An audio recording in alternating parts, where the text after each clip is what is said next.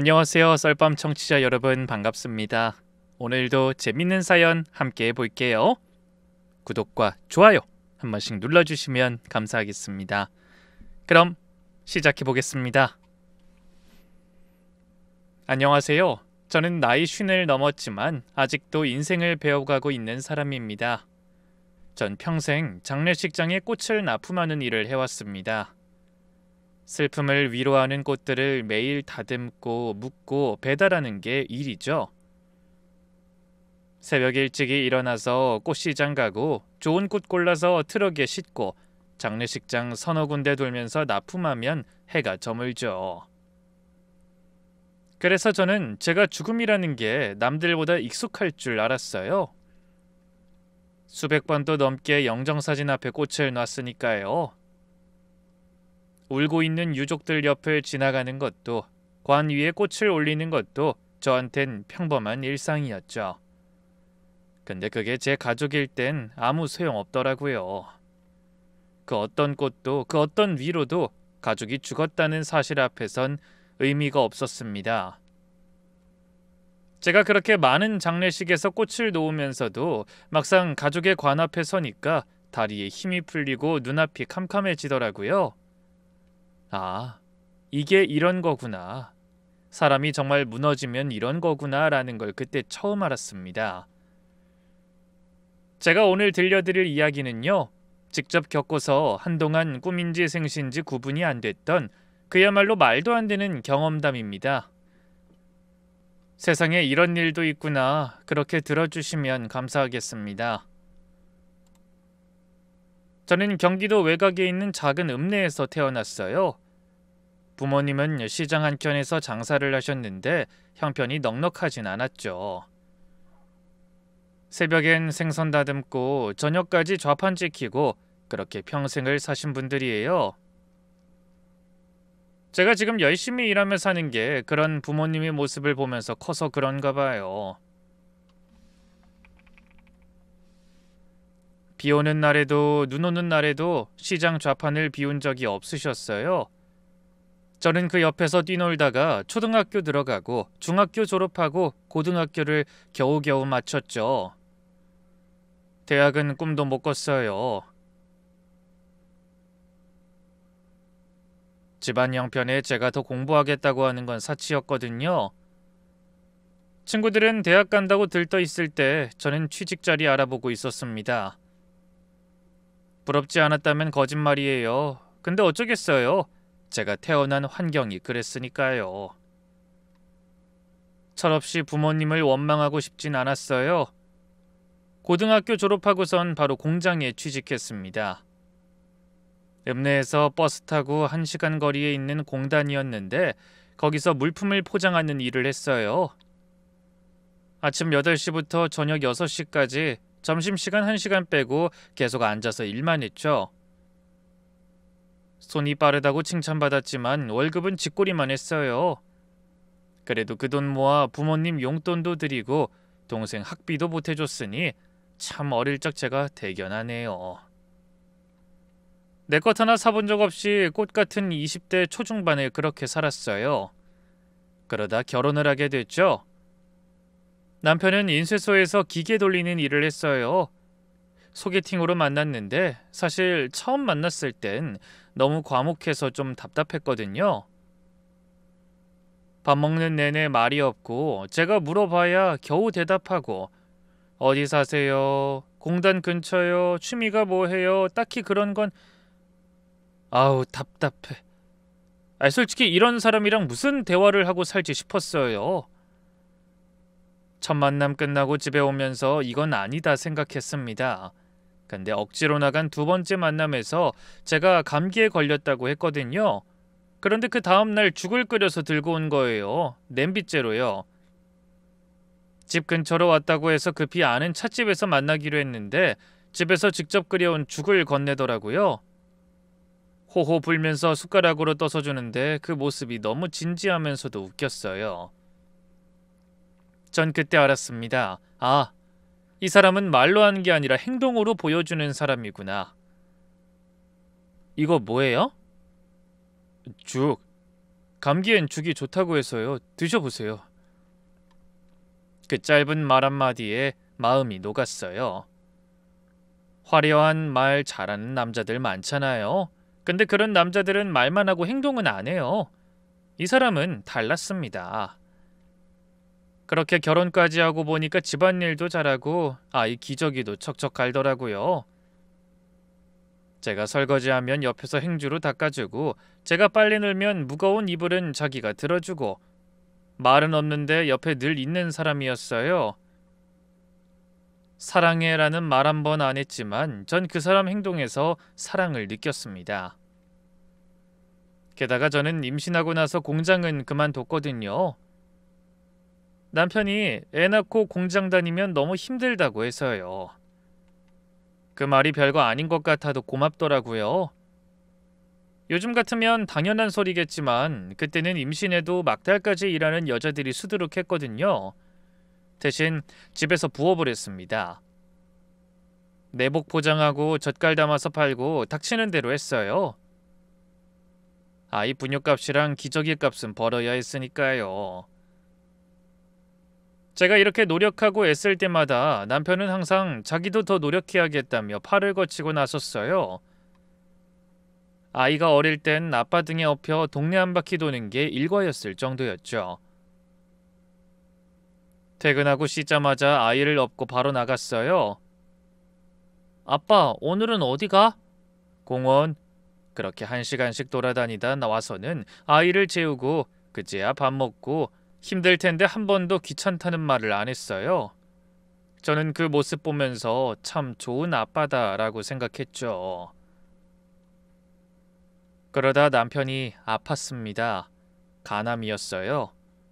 처음엔 피곤하다고만 했는데 병원 가보니까 이미 많이 진행된 상태였대요.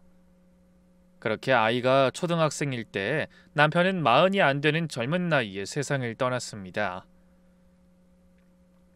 남편은 아프고 나서도 끝까지 아이랑 제 걱정만 했어요. 병원 침대에 누워서 저한테 그랬죠. 여보 미안해. 민재 대학은 보내줘야 하는데 내가 이렇게 돼서. 무슨 소리야. 당신 나을 거야. 힘내. 전 그렇게 말했지만 속으론 알았어요. 이 사람에게 시간이 얼마 남지 않았구나. 눈빛이 그랬거든요. 체념한 사람의 눈빛이었어요. 그럼에도 마지막까지 자기 걱정은 안 하고 아이 걱정만 했죠. 그 말이 유언이 됐습니다. 민재 대학은 보내줘야 하는데 남편이 떠나고 나서 저는 그 말을 붙잡고 살았어요. 힘들 때마다 그 말 떠올리면서 버텼습니다. 민재가 아버지를 많이 닮았거든요. 말없이 행동으로 보여주는 거 꼭 남편 같았습니다. 장례식장에서 사흘을 보내는데 머릿속이 하얘지더라고요. 앞으로 어떻게 살지, 아들 민재는 어떻게 키울지 아무 생각도 안 났어요. 그냥 멍하니 조문객 인사받고 밥 먹으라는 거 먹고 그렇게 하루 이틀 시간이 흘렀습니다. 남편 없이 어떻게 살아야 하나, 뭘 해먹고 살아야 아이를 키울 수 있나 두렵기만 했어요. 장례 마지막 날이었어요.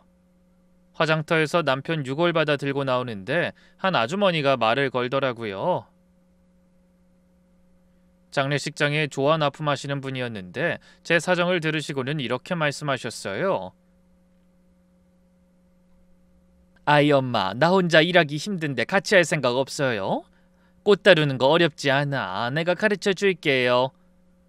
처음엔 장례식장에서 일한다는 게 좀 꺼림칙했어요. 매일 죽음을 마주해야 하니까요. 남편 보내고 나서 장례식장이라는 곳이 얼마나 무서운 데인지 알았는데 거기서 일한다고? 근데 선택의 여지가 없었습니다. 당장 먹고 살아야 했고 아이 학비도 벌어야 했으니까요. 네, 할게요. 가르쳐 주세요. 그렇게 시작한 일인데 어느새 20년가량 일했네요. 일찍 일어나 꽃 다듬고 장례식장 돌고 해가 져서야 귀가하는 생활이 일상이 됐습니다. 처음엔 무섭던 장례식장도 이제는 익숙해졌어요. 오히려 거기서 위로를 받기도 했습니다. 남편 떠나보낸 슬픔을 아는 다른 사람들이 모이는 곳이니까요. 민재는 영리하고 차분한 아이였어요. 그리고 어릴 때부터 특이한 구석이 있었죠. 뭘 해도 머릿속에서 완벽하게 정리가 끝나야 말을 하는 신중한 애였거든요. 다른 아이들은 생각나는 대로 떠들잖아요. 나 이거 할래, 아니 저거 할래 이렇게 해요. 근데 민재는 달랐어요. 그 어린 나이에도 스스로 한참 생각하다가 확신이 서야 그제야 입을 여는 스타일이었습니다. 초등학교 때 담임 선생님한테 연락이 온 적이 있어요. 학기 초였는데 선생님 목소리가 걱정스럽더라고요. 어머님, 민재가 수업 시간에 발표를 전혀 안 해요. 질문에도 대답을 안 하고요. 혹시 집에서 무슨 일 있나요? 저는 깜짝 놀라서 그날 저녁에 민재한테 물어봤죠. 민재야, 선생님이 그러시는데 너 왜 발표 안 해? 모르는 거야? 아니면 친구들이 뭐라고 해서 그래? 그랬더니 아이가 뭐라고 했는지 아세요? 고개를 갸웃거리면서 이러더라고요. 아니, 아는데 확실한지 몰라서. 내가 틀리면 어떡해. 다른 애들 앞에서 좀 더 확신이 생기면 말하려고 했어. 알고 보니 손을 안 든 게 아니라 스스로 확인하고 또 확인하느라 타이밍을 놓친 거였어요.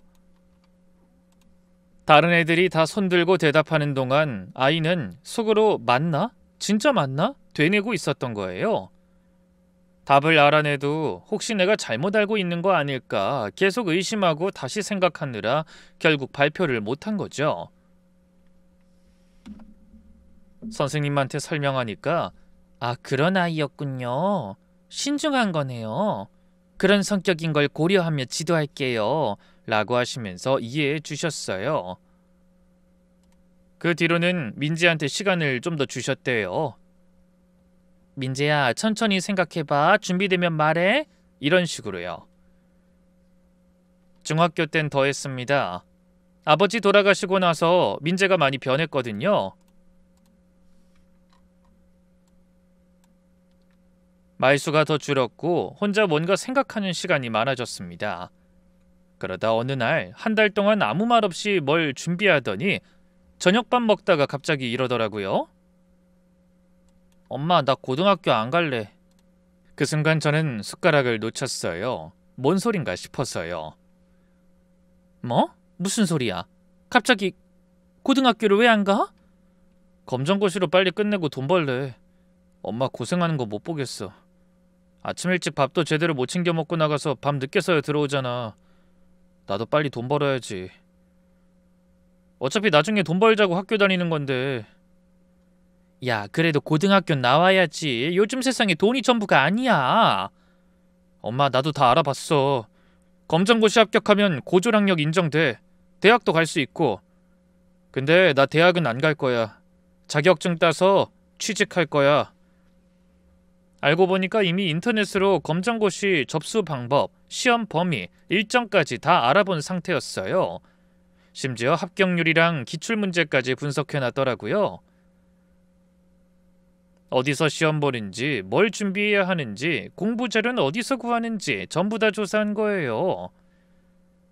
저는 놀랐지만 한편으로는 알았어요. 그 애가 그렇게까지 준비했으면 다 생각이 있는 거구나. 민재가 입을 열었다는 건 이미 결론이 난 거니까요. 엄마 괜찮아. 다 계획 있어. 믿어줘.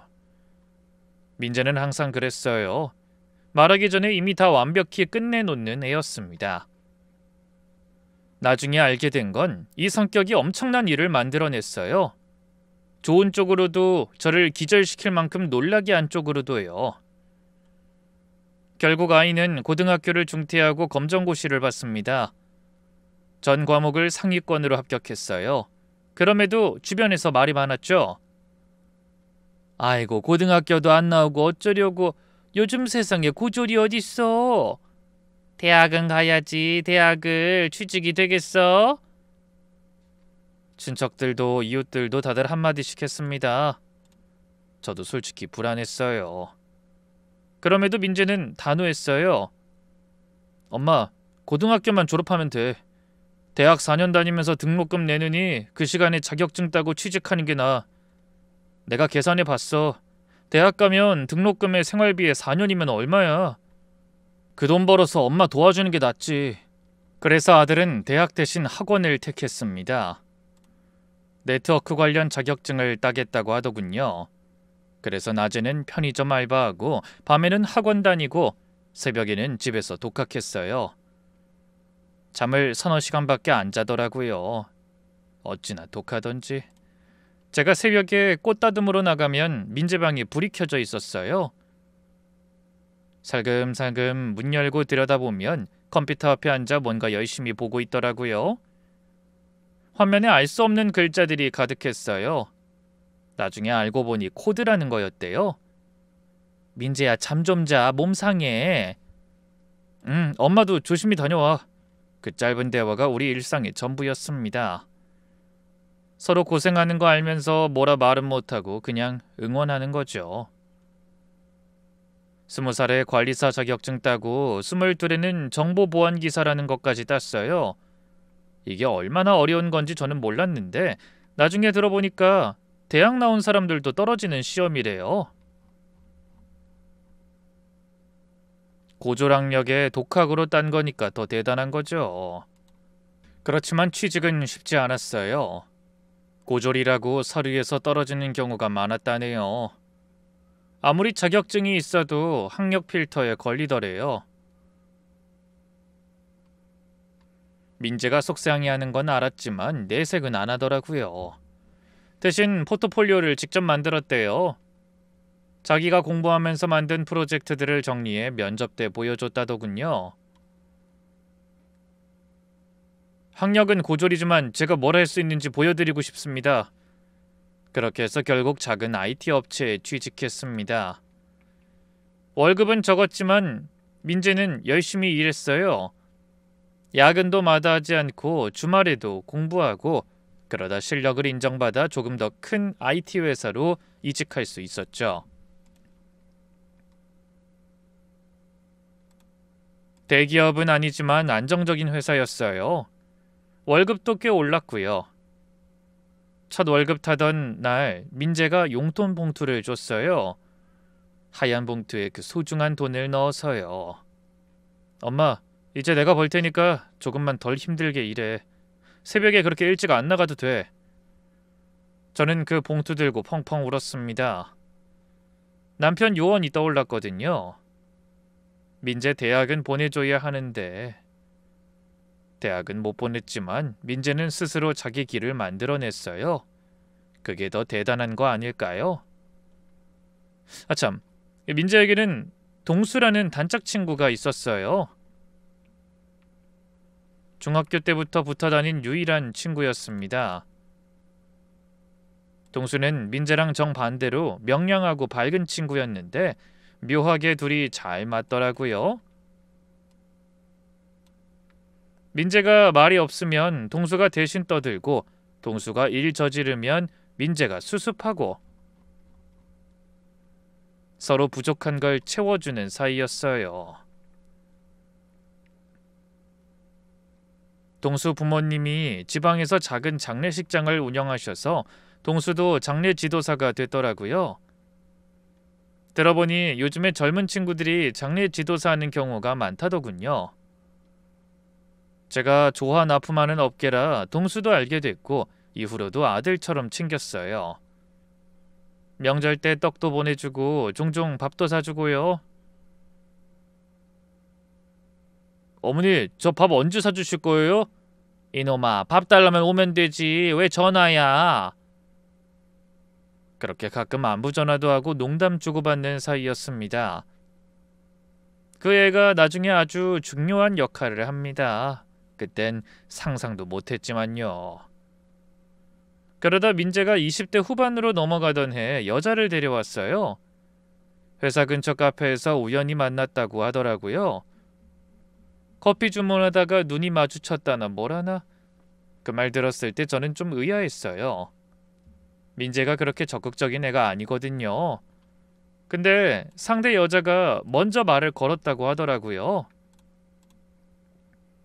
그 후로 만남이 이어졌다고 하고요. 엄마, 소개시켜줄 사람 있어. 주말에 만나볼래? 그래서 주말에 한 카페에서 만나게 되었는데 저는 처음 보자마자 좀 당황스러웠어요. 어머니 안녕하세요. 정수연이라고 해요. 나이는 32이라고 하더라고요. 아들보다 꽤 차이 큰 연상에 이혼 경력이 있고 심지어 5살 된 딸이 있다고 하는 겁니다. 세상에, 초혼인 아들이 돌싱녀를 데려올 줄은 상상도 못했거든요. 아무리 요즘 세상이 바뀌었다지만 엄마 입장에서 쉽게 받아들여지는 건 아니잖아요. 어머니, 과일 좀 준비해 왔어요. 맛있게 드세요. 싹싹하게 인사는 잘하더라고요. 웃는 얼굴도 예쁘고 목소리도 상냥했어요. 근데 대화를 나눌수록 뭔가 마음에 걸리는 게 많았습니다. 직업이 프리랜서 디자이너라고 하더라고요. 근데 정확히 어떤 일인지 말은 하진 않고 작업물 얘기를 해도 구체적인 게 없더라고요.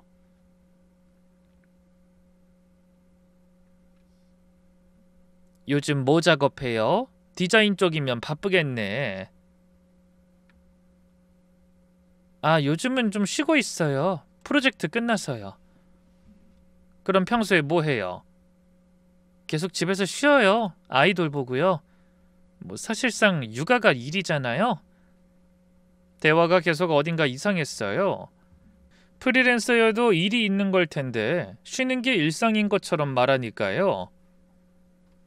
근데 자세히 보면 옷도 비싸 보이고 가방도 명품 가방이었어요.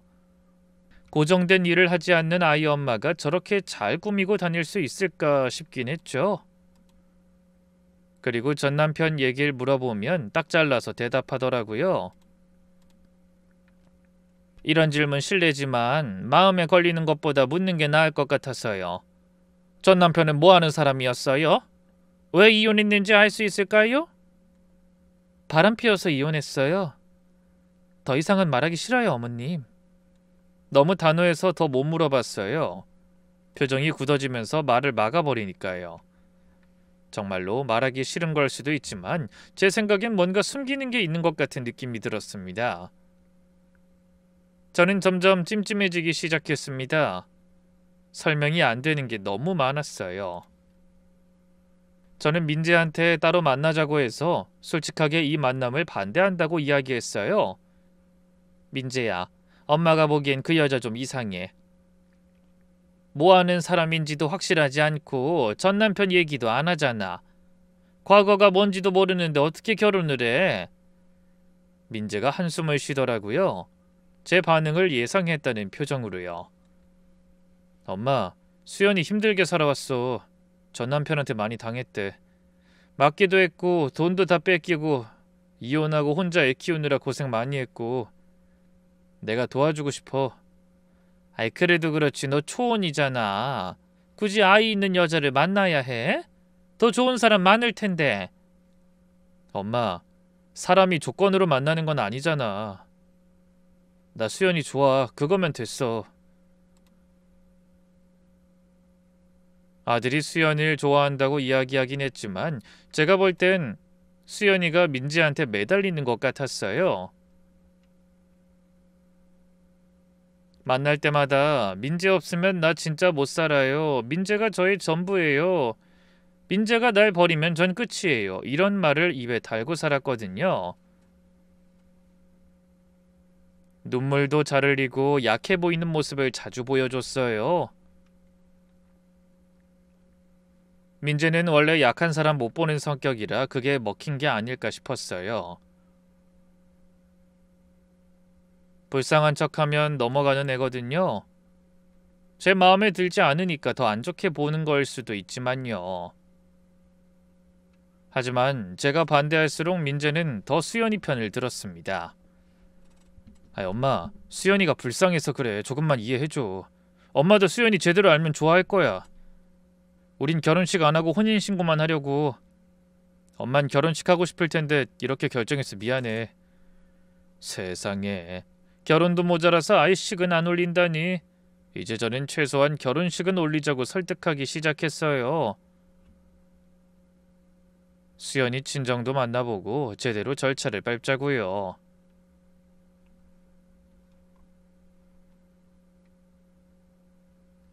결혼식 올리면 수연이 친정 쪽 사람들도 미리 만나볼 수 있잖아. 어떤 집안인지 알아야지. 근데 알고 보니 수연이가 이걸 계속 피하더라고요. 어머니, 저희 집안 사정이 복잡해서요. 어머니가 아시면 마음 불편하실 거예요. 아이, 그래도 결혼식은 해야지. 부모님한테 인사라도 하고. 사실 저희 엄마가 아파서요. 오시기 힘들어요. 결혼식 대신 혼인신고만 하면 안 될까요? 우리끼리 조촐하게 하던가요. 아무리 편찮으시다고 해도 뭔가 이상하잖아요. 친정 부모님을 왜 그렇게 숨기려고 하는 건지. 저는 완강하게 반대했지만 결국 어느 날 민재가 통보하듯 말하더라고요. 엄마, 나 혼인신고했어. 미안해. 저는 할 말을 잃었습니다. 결혼식도 없이 저한테 말도 없이 그냥 해버린 거예요. 제가 말했죠. 그 애는 평생 그랬다고. 결정하면 바로 행동으로 옮기는 거. 근데 이건 아니잖아요. 결혼인데. 너 지금 뭐라고 한 거야? 엄마한테 말도 안 하고? 미안해. 수연이가 급하다고 해서. 뭐가 급해? 결혼이 급한 게 뭐가 있어? 화가 났지만 이미 된 일을 어떡하겠어요? 법적으로 부부가 됐는데요. 저는 그냥 잘 살아라 그 말밖에 못했습니다. 그때 처음으로 사람 대 사람으로 크게 실망했던 것 같아요. 그 후 저희 집에 수연이랑 그 딸이 들어왔어요. 원래는 집을 얻어 나가겠다고 했는데 대출이 어려워졌다나 몇 달만 신세 지겠다며 저희 집으로 들어왔죠. 전 처음엔 가족으로 받아들이려고 노력했어요. 며느리가 됐으니까 잘해보려고요. 음식도 해다 주고 아이 옷도 사다 주고요. 집이 좁을 테니 나가서 자주 바람 쐬며 놀라고 용돈도 주곤 했죠. 수연아, 이거 갈비찜이야. 두고 먹으렴. 아, 네 어머니, 감사해요. 처음엔 그래도 의례적으로 고맙다고 했어요. 근데 수연이 그 애가 점점 이상해지더라고요. 수연이는 우선 집안일을 거의 안 했어요. 아침에 민재가 출근하면 수연이는 소파에 누워 폰만 봤어요. 셋이 먹고 남은 설거지는 싱크대에 산더미처럼 쌓여있고 빨래는 세탁기에서 이틀째 눅눅하게 놔두고 제가 일을 돌아오면 집이 엉망이었습니다. 냄새도 나고요. 가끔 보면 민재가 퇴근해서 그걸 다 치우더라고요. 10시간 일하고 와서 빨래 널고 설거지하고 심지어 수연이 딸까지 봐주고 밥도 민재가 차리더라고요. 그 모습을 보며 저는 속이 터졌어요. 수연아, 민재가 회사에서 힘들게 일하고 왔는데 좀 도와줘야지. 그럼 수연이가 뭐라고 했는지 아세요? 눈도 안 마주치고 폰 보면서요. 아, 네 어머니, 제가 요즘 몸이 안 좋아서요. 곧 할게요. 몸이 안 좋다면서 폰은 하루 종일 보고 있고 손톱 관리는 꼬박꼬박 하면서요. 밖에 나갈 때는 화장도 하고요. 그게 뭐가 아픈 건지 앞뒤가 안 맞잖아요. 그리고 자세히 보면 일도 안 했어요. 프리랜서라고 해도 일은 제대로 할 줄 알았는데 참다 못해 민지한테 따로 물어봤어요. 민재, 너 힘들지 않니? 회사 갔다 와서 집안일까지 다 하고 수연이는 왜 안 도와줘? 괜찮아 엄마. 수연이가 몸이 안 좋아서 그래. 곧 나아질 거야. 내가 좀 고생하면 되지. 그렇게 민재는 늘 수연이 편이었어요. 이해하려고 하고 감싸려고 하고 전 그게 답답했지만 아들네 가정일에 너무 끼어들면 안 될 것 같아 참았습니다. 그리고 민재는 늘 돈으로 시달려 보였어요. 예전에는 월급 타면 저에게 집세를 보태겠다고 하더니 이젠 오히려 저에게 받아가기도 했죠. 엄마 미안해. 그 살림하다 보니까 돈이 많이 들어서. 아니야 괜찮아. 엄마 걱정 마. 네가 잘 살면 됐어. 그렇게 말은 했지만 속으론 이상했어요. 수연이가 살림을 맡으면서 돈 관리를 한다는데 도대체 그 돈이 어디로 가는 건지. 결혼한 지 반년쯤 지나니 수연이는 이제 대놓고 변했어요. 저한테 어머니 하던 게 퉁명스러운 내로 바뀌더라고요. 존댓말도 점점 사라졌어요. 제가 집안일로 전화하면 한숨부터 쉬고 왜요 왜? 이런 식으로 받고 집에 가면 소파에 누워 일어나지 않은 적도 많았죠. 한 번은 민재 생일이어서 케이크를 사들고 들어갔는데 손이 모자라서 초인종을 눌렀거든요. 근데 수연이가 인터폰으로 그러더라고요. 어머니예요? 잠깐만요. 제가 열어드릴게요. 기다려보세요. 10분을 기다렸어요. 10분을요. 저희 집 복도에 서서 케이크 들고 10분을 기다렸습니다. 문 열어주는데 10분이 뭐가 걸려요. 나중에 들어가서 보니까 집안은 멀쩡했어요. 뭐 치울 것도 없었는데 왜 그렇게 오래 걸린 건지. 가만 보니 일부러 기다리게 한 거였죠. 그리고 어느 순간부터 점점 돈 얘기를 자주 꺼내더라고요. 대놓고요. 어머니, 민재씨 보험 들었어요? 요즘 세상에 보험 없으면 큰일 나요. 사고라도 나면 어떡해요? 이 어머니 집은 나중에 어떻게 되는 거예요? 민지씨한테 상속되는 거죠? 명의는 어머니 거잖아요. 처음엔 그냥 궁금해서 묻는 건가 싶었는데 자꾸 물으니까 이상하더라고요. 왜 남의 집 재산에 관심이 그렇게 많은 건지, 시어머니가 아직 살아있는데 상속 얘기를 왜 하는지. 그 무렵 민재도 이상해졌어요. 얼굴에 생기가 없어지고 밤늦게 혼자 전화하는 일이 많아졌어요. 제가 가면 급히 전화 끊고요. 거실에서 뭔가 열심히 적다가도 제가 가면 후다닥 치우고요. 민재야 뭐해? 아무것도 아니야. 회사 일. 너 요즘 왜 그래? 무슨 일 있어? 괜찮아 엄마. 걱정 마. 그 말뿐이었습니다. 제가 보기엔 민재가 행복해 보이지 않았어요. 결혼 전에 그렇게 밝던 애가 점점 그늘이 지고 있었거든요. 고개도 숙이고 다니고 웃는 일도 줄었어요. 설상가상 수연이 그리고 그 딸과 함께 분가도 해버렸죠. 저희 집 근처 작은 빌라 월세로 들어갔다고 하더라고요. 더 이상 못 참겠어서 민지한테 직접 말하기로 했어요. 수연이가 집을 비운 주말에 민재만 따로 불러냈습니다. 수연이 몰래요. 민재야 엄마가 할 말 있어 앉아봐. 뭔데 엄마? 엄마가 볼 때 수연이 분명 이상해. 그것도 그렇고 그냥 너한테 맞는 사람은 아닌 것 같아. 돈 얘기만 하고 집안일도 안 하고 널 자꾸 힘들게 하잖아. 내 말이 틀려? 민재가 한참 동안 아무 말 없이 있더니 한숨을 쉬면서 그러더라고요. 엄마 나도 알아. 뭘 알아? 수연이가 평범하지 않다는 거 나도 눈치챘어. 저는 그럼 왜 그냥 살아? 이혼해! 라고 했어요. 근데 민재가 이상한 말을 하더라고요. 엄마 지금은 안 돼. 조금만 기다려줘. 내가 알아서 할게. 뭘 알아서 해? 뭘 기다려? 그냥 시간이 좀 필요해. 믿어줘 엄마. 무슨 뜻인진 모르겠지만 뭔가 계획이 있는 것 같은 말투였어요. 그 애가 원래 그렇잖아요.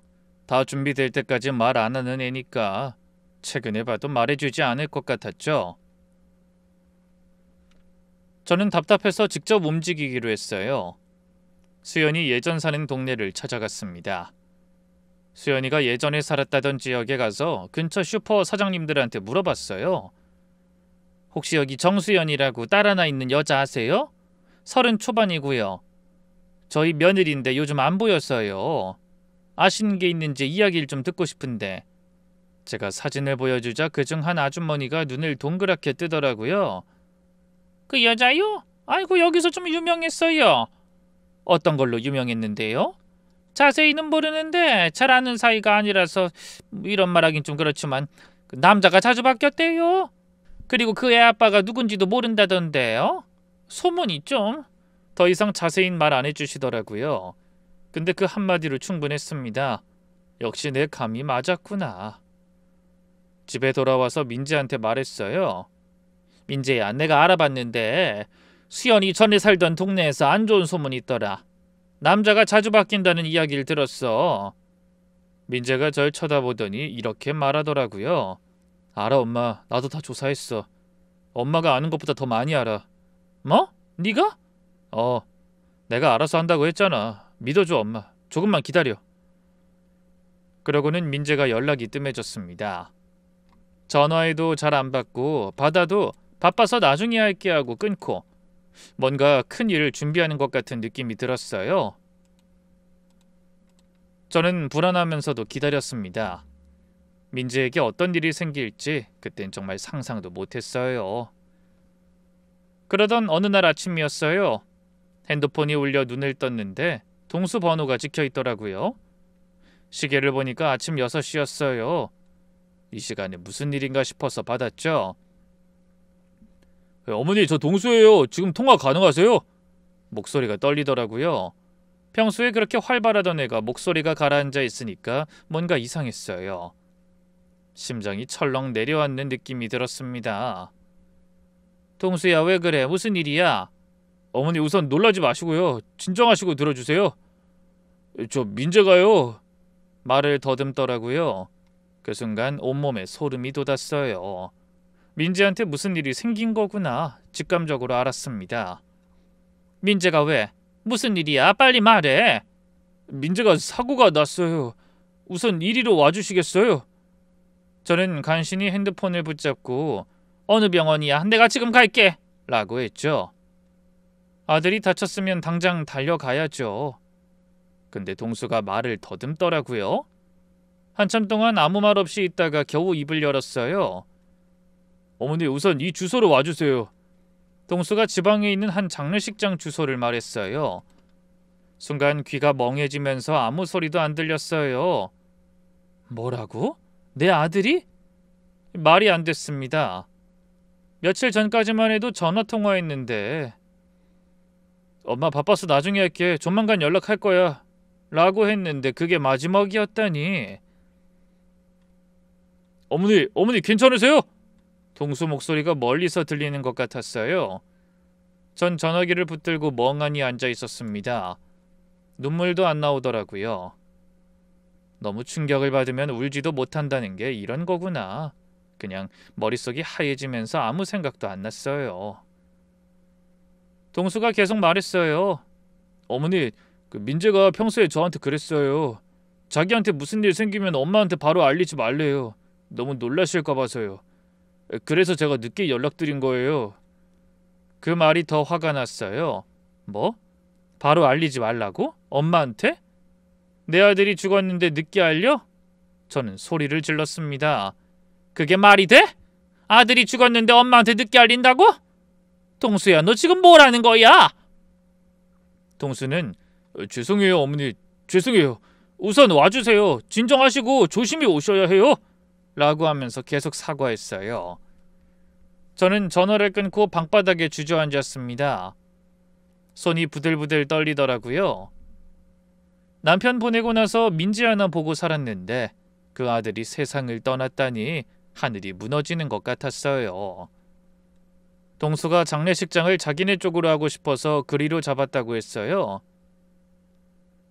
지방에 있는 작은 장례식장인데 자기가 거기서 일하니까 직접 모시겠다고요. 사고 충격이 커서 시신 상태가 안 좋은 것 같았어요. 빈소 없이 바로 화장하는 게 낫겠다고 하는 걸 보니까요. 뭐라 말하긴 했는데 전 정신이 없어 그냥 알았어 라고 했습니다. 다른 생각할 여유가 없었어요. 아들이 죽었다는 사실 하나만으로도 머릿속이 꽉 찼으니까요. 동순의 장례식장은 작은 도시에 있는 곳이었어요. 차로 2시간 반을 달려서 도착했습니다. 운전하면서 계속 울었어요. 앞이 안 보일 정도로요. 고속도로 휴게소에서 몇 번이나 멈춰서 울다가 다시 출발하고 그렇게 겨우 도착했습니다. 도착하니까 수연이가 먼저 와 있었어요. 안치실 앞에 서 있더라고요. 저는 수연이 얼굴을 보자마자 뭔가 이상하다고 느꼈어요. 눈이 하나도 안 부었어요. 저는 가는 내내 울어 눈두덩이가 퉁퉁 부었는데 수연이는 화장이 말짱했거든요. 아이라인도 번지지 않았고 립스틱도 그대로였어요. 수연이가 절 보더니 인사를 했는데 그 태도가 이상했어요. 아, 오셨어요? 그 시큰둥한 말투와 표정, 지금도 잊을 수가 없어요. 너 어떻게 이렇게 멀쩡하니? 제 말에 수연이가 한숨을 푹 쉬더라고요. 귀찮다는 표정으로요. 그리고는 이렇게 말했어요. 민재가 혼자 드라이브하다가 혼자 사고 나서 떠났으니 얼떨떨해서 그렇죠. 믿기지가 않아요.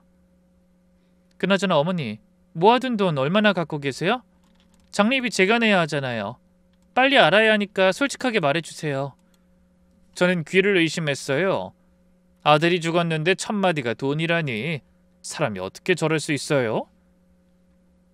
남편 장례식장에서 시어머니한테 재산이 얼마 있냐고요? 화가 머리 끝까지 치밀었습니다. 뭐? 지금 민재가 죽었는데 돈 얘기가 먼저야? 너 지금 제정신이야? 수연이가 눈을 흘끼더니 코웃음을 치더라고요. 에이, 어머님도 참 현실적으로 생각해야죠. 장례비 누가 내요? 돈이 하늘에서 떨어져요? 제가 내야 하니까 물어보는 거잖아요. 전 모아둔 돈 없거든요. 저는 손이 덜덜 떨렸어요. 이 여자가 진짜 이런 여자였구나. 민재 살아있을 땐 그래도 참았는데 이제 죽으니까 본색을 드러내는 거구나. 야, 아무리 그래도 그렇지 수연이 너 지금 남편 장례식장에서 시어머니 제일 먼저 만나 하는 소리가 그거야? 민재가 불쌍하지도 않아? 수연이가 표정 하나 안 변하고 말했어요. 어머니, 솔직히 말할게요. 저 민재 씨랑 어차피 끝이었어요. 숨기고 살기도 힘들었다고요. 뭐라고? 민재는 돈도 없으면서 뭘 그렇게 아끼는지 답답해 죽는 줄 알았어요. 장례 끝나면 이 집안이랑 정리할 테니 그렇게 하세요. 저한테 함부로 대하지 말라고요. 저는 다리에 힘이 풀렸어요. 이게 내 며느리야? 남편이 죽었는데 저런 소리래? 저한테 들으라고 대놓고 저러는 거잖아요. 더 충격적인 건 그 다음이었어요. 아참, 어머니, 민재 씨 앞으로 줄 재산 같은 거 있으세요? 제가 결혼하면서 손해를 좀 많이 봤거든요. 대신 보상해 줄 수 있나 해서요. 저는 그 말 듣고 손이 떨려 수연이를 때릴 뻔했어요. 이 여자가 노린 게 이거였구나. 처음부터 민재 재산이랑 내 재산을 노린 거였어. 머릿속이 하얘지면서 분노가 치밀어 올랐습니다. 그때 화장터에서 한 직원이 몰래 와서 저에게 이렇게 이야기하더라고요.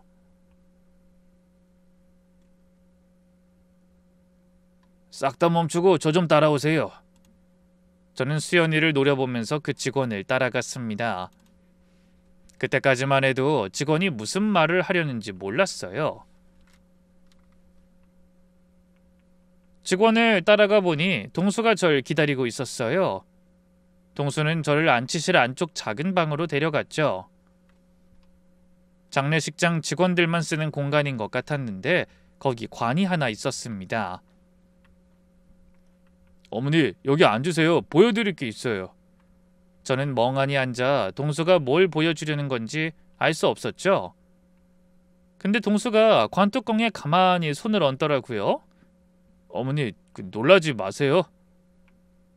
제가 지금 보여드리는 거 절대 놀라시면 안 돼요. 뭔 소리야? 이게 저는 의아해서 동수를 쳐다봤어요. 그러자 동수가 천천히 관뚜껑을 열었습니다. 그 순간 심장이 멎는 줄 알았어요. 관 안에 있던 민재가 눈을 떴어요. 살아있는 눈이었어요. 제 아들이 눈을 깜빡이면서 저를 쳐다보고 있었습니다. 엄마, 죄송해요. 전부 다 설명할게. 저는 비명을 지를 뻔했어요. 근데 소리가 안 나오더라고요. 입만 벌렸다 닫았다 하면서 멍하니 서 있었어요. 꿈인가? 귀신인가? 머릿속이 뒤죽박죽이었습니다. 민재야, 너 죽은 거 아니었어? 어떻게? 민재가 관에서 일어나 앉더라고요. 살아있는 거예요. 진짜로요. 제 아들이 살아있었어요. 저는 한참을 멍하니 있다 민재한테 달려들었어요. 때리고 싶은 건지 안고 싶은 건지 모르겠었어요. 결국 둘 다 했습니다. 민재를 끌어안고 등을 마구 때렸어요. 이 나쁜 놈아, 이게 무슨 짓이야? 엄마가 어떤 마음으로 여길 왔는데? 너 때문에 죽는 줄 알았어? 엄마 미안해. 진짜 미안해. 민재가 절 안아주면서 사과했어요. 그렇게 저는 살아 돌아온 아들 품에서 펑펑 울었습니다. 슬픔인지 분노인지 안도인지 뒤죽박죽 섞인 눈물이었어요. 살아있었어. 내 아들이 살아있었어. 그 사실 하나에 온몸에 힘이 다 빠지더라고요. 그렇게 한참을 때리고 울고 난리를 친 다음에야 겨우 진정했어요. 근데 화가 가시지 않더라고요. 너 이게 도대체 무슨 짓이야? 왜 나한테 말을 안 했어? 엄마가 지금 얼마나 화났는지 알아? 민재가 무릎을 꿇었어요. 처음으로 제 앞에 무릎 꿇고 사과하더라고요. 엄마 진짜 죄송해요. 근데 엄마한테 말할 수가 없었어. 왜? 왜 엄마니까 말하면 안 되는데? 동수가 옆에서 설명했어요. 어머니, 수연이 그 여자가 눈치가 보통이 아니에요. 이모님이 알면 티가 날 수밖에 없어요. 어머니 연기력으로는 절대 못 속여요. 민재가 고개를 끄덕였어요. 엄마, 수연이가 엄마 눈치를 얼마나 보는데. 엄마가 뭔가 알고 있는 것 같았으면 분명 이 계획 눈치챘을 거야. 엄마 반응이 진짜여야 수연이가 속거든. 그래서 어쩔 수 없었어. 저는 억울했어요. 아니, 무슨 계획인데 친아들한테 이런 걸로 속아야 했던 걸까? 근데 한편으로는 이해가 됐어요. 저는 원래 속마음이 얼굴에 다 드러나는 스타일이긴 하거든요. 어쨌든 화나는 건 화나는 거죠. 그래서 이게 다 뭐야? 왜 죽은 척을 한 거야? 민재가 설명하기 시작했어요. 엄마, 수연이 정체 알아? 그 여자가 어떤 여자인지? 뭔데? 프리랜서 디자이너라는 거 다 거짓말이야. 그리고 나머지도 전부 다 거짓말이었지. 민재가 2달 전부터 수연이 과거를 전부 조사했대요. 수연이 이름으로 정보를 검색하고 예전 주소지 찾아가고 온라인 카페도 뒤지고 꽤 자세히 오랫동안 조사했다네요.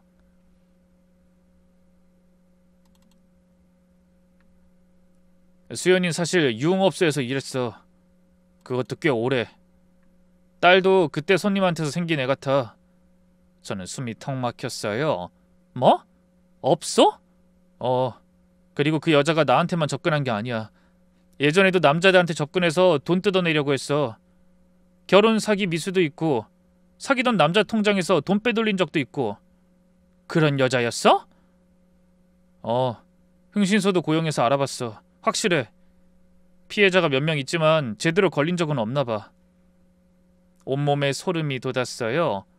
그 여자가 처음부터 민재를 노린 거였구나. 카페에서 우연히 만난 게 아니라 계획적으로 접근한 거였어요. 민재가 계속 말했죠. 그리고 수연이는 예전에 다니던 업소에서 횡령하고 도망쳤대. 일하던 중에 빼돌려서 튀었다는 것 같은데 금액이 작아서 고소까진 안 갔는데 뭐 그 뒤로는 지금처럼 된 거겠지. 모아둔 돈도 없고 프리랜서로 일하는 것도 거짓말이고 아마 지금은 남자들한테 빼돌린 돈으로 생활해온 것 같아. 바보같이 난 그 사실을 몰랐던 거고.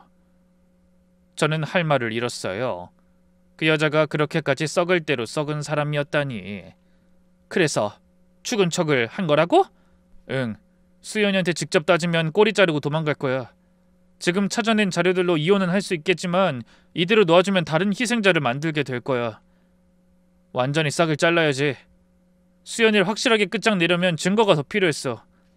진짜 본색을 드러내게 하려면 내가 죽어야 했고. 동수가 끼어들었어요. 그래서 저희가 이 장례식장을 고른 거예요. 여기가 작고 외진 곳이라 외부 검증이 안 들어와요. 저희 아버지가 업계 경력이 있으셔서 서류 처리도 어느 정도 맞출 수 있고요.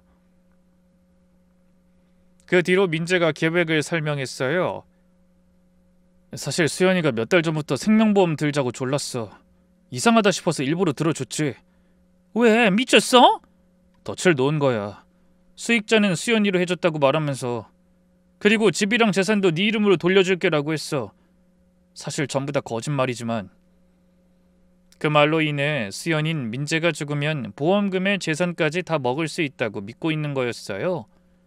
그래서 민재가 죽었다는 소식을 듣고 좋아하는 거였고요. 근데 엄마, 이것만으론 부족해. 뭐가? 내가 모은 자료들, 그리고 수연이가 남몰래 한 일들 수연이 입으로 직접 말하게 해야 해. 그래야 신고할 수 있어. 저는 아직도 믿기지 않았어요. 내 아들이 이런 계획을 세웠다니. 말하기 전에 완벽하게 준비하는 그 성격이 이렇게 쓰일 줄이야. 나머지 계획은 이랬어요. 빈소를 차리고 민재는 관안에 숨어 있는 거예요.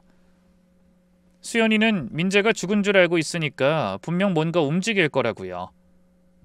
전 일부러 수연이를 떠보는 거죠. 보험인이 재산인이 하는 얘기를 슬쩍 꺼내서요. 엄마, 이제 진심을 담아 연기해야 해요. 계획을 끝내야 하니까. 저는 평생 연기 한 번 안 해봤어요. 근데 수연이 그 애를 생각하니까 오기가 생기더라고요. 내 아들을 이용해 먹으려고 한 사람이니까요.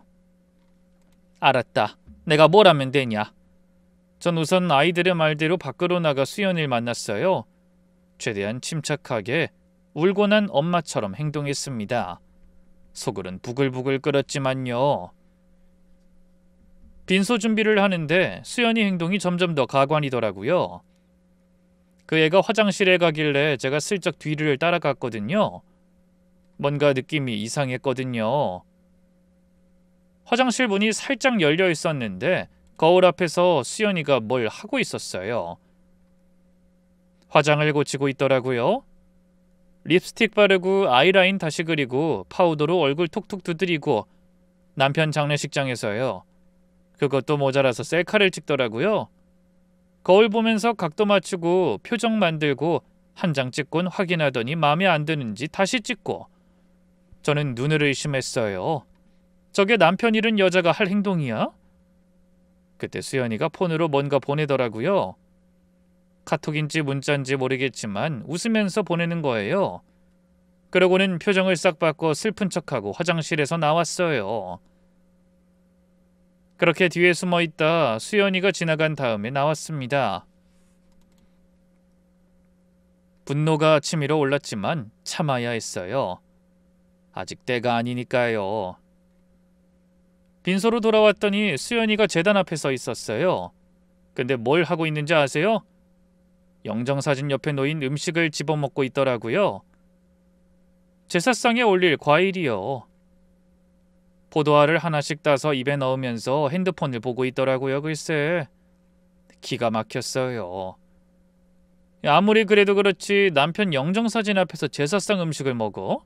그것도 핸드폰을 보면서? 인간이 어떻게 저럴 수 있죠? 수연아, 뭐 하는 거야? 제가 말하니까 수연이가 손을 탁 털면서 그러더라고요. 아, 배고파서요. 아침 못 먹었거든요. 어이가 없어서 말문이 막힌 참에 동서아버지가 오셔 장례 절차 설명을 해주셨어요. 화장 시간이랑 순서 같은 거요. 아마 그분도 아이들 부탁에 어쩔 수 없이 동참해 주시고 있는 것 같았죠. 저는 고개 숙이고 듣고 있었는데 수연이가 옆에서 하품을 하더라고요. 대놓고요. 손으로 입도 안 가리고.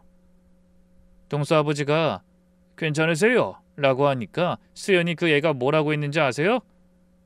아, 네. 제가 요즘 잠을 늦게 자서요. 잠을 늦게 자서 하품이 나온다고요? 전 그 순간 확신했어요. 저 여잔 민재 죽은 게 하나도 안 슬픈 거구나. 오히려 속으론 좋아하고 있겠구나. 동서아버지가 나가시고 저랑 수연이 둘만 남았어요. 수연이가 소파에 털썩 앉더니 다리를 꼬고 핸드폰을 보기 시작했어요. 제가 옆에 있는데도 아무렇지 않게요. 이제 다 끝났으니 걱정 없다는 거죠. 수연아, 이따 조문객 오면 인사해야지. 그렇게 앉아있으면 어떡해. 조문객이요? 누가 와요? 결혼식도 안 했는데 보나마나 지인도 없겠구만. 그 건방진 말에도 저는 눈물을 닦는 척하면서 슬쩍 물어봤어요. 수연아, 민재가 혹시 보험 들어놓은 거 있어? 수연이가 눈을 피하면서 글쎄요, 저는 잘 그러더라고요. 저는 짐짓 한숨을 쉬면서 말했어요. 네 말처럼 장례비라도 있으면 좋겠는데 난 모아둔 게 없거든. 화장하고 납골당 자리도 알아봐야 하고 돈이 많이 들어갈 거 아니야. 난 욕심내는 거 없다. 아들 죽어서 받는 돈으로 내가 뭘 알겠어. 그랬더니 수연이 표정이 바뀌더라고요. 입꼬리가 살짝 올라가면서요. 역겨웠어요. 어머니, 사실 제가 민지한테 보험 들자고 했었어요. 요즘 세상에 보험은 기본이잖아요. 그래, 들었어? 네, 5억짜리요. 뭐 수익자는 저고요. 어머니도 나중에 아시겠지만 딴소리 하실까봐 지금 미리 말하는 거예요. 제가 배우자고 제가 들자고 한 거예요. 지금 아무리 뭐라 하셔도 나눌 일 없고요. 돈 나오기 전이니 장례식 비용은 어머니가 해결해 주셨으면 좋겠어요. 그럼 나중에 보험금 받아서 조금은 돌려드릴게요. 5억. 그 소리를 듣는 순간 온몸에 소름이 돋았어요.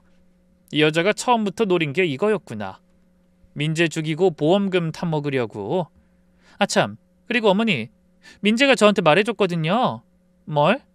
집이랑 재산도 제 이름으로 해둔 거요. 알고 계세요? 나중에 딴 말 하실까봐 제가 지금 미리 말하는 거예요. 민재 말이 사실이었어요. 민재가 놓은 덫을 수연인 진짜로 믿고 있었어요. 수연이가 웃으면서 말했죠. 뭐 너무 속상해하지 마세요. 법이 그런 걸 어떡하겠어요. 저도 살아야죠. 주먹을 꽉 쥐었어요.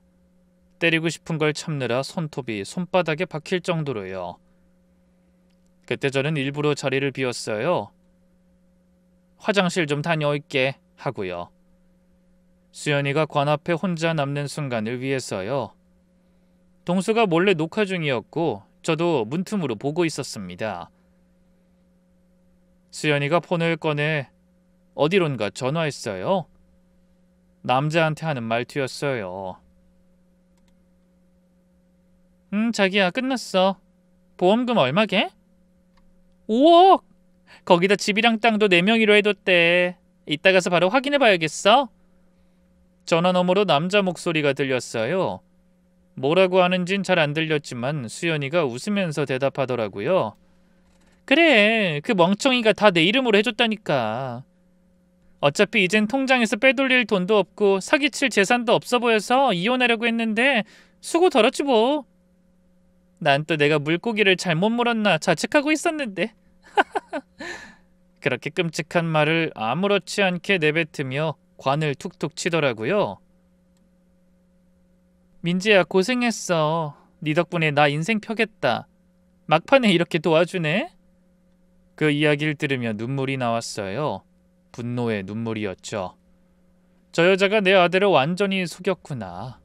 돈법을 기계로 봤구나. 인간이 어떻게 저럴 수 있는지 정말 끔찍했죠.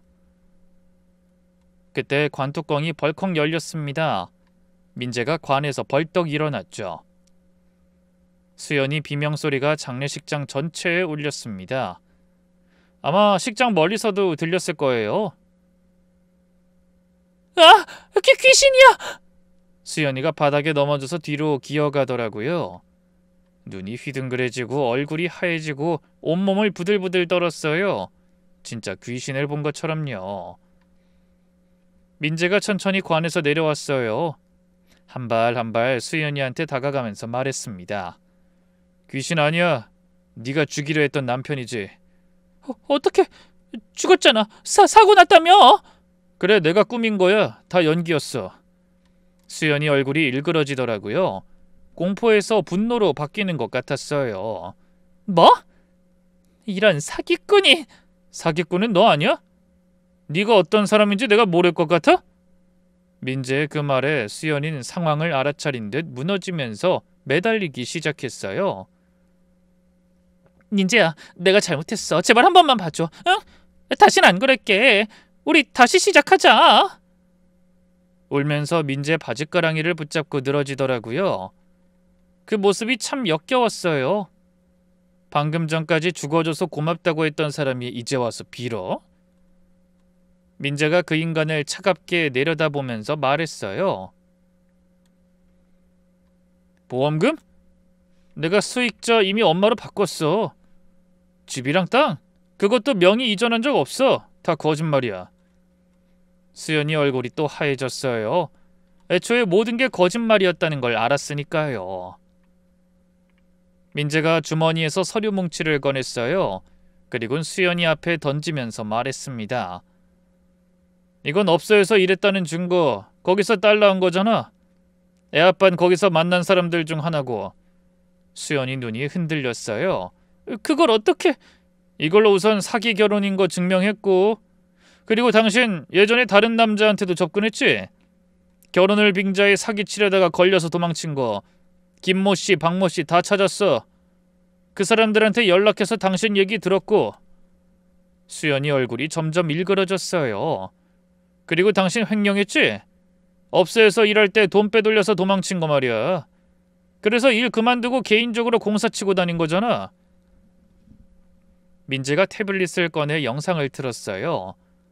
방금 수연이가 전화하던 장면이 고스란히 담겨 있었습니다. 사기칠 재산도 없어 보인다. 물고기를 잘못 물었나. 인생 펴겠다. 그 말들이 다 녹음돼 있었어요.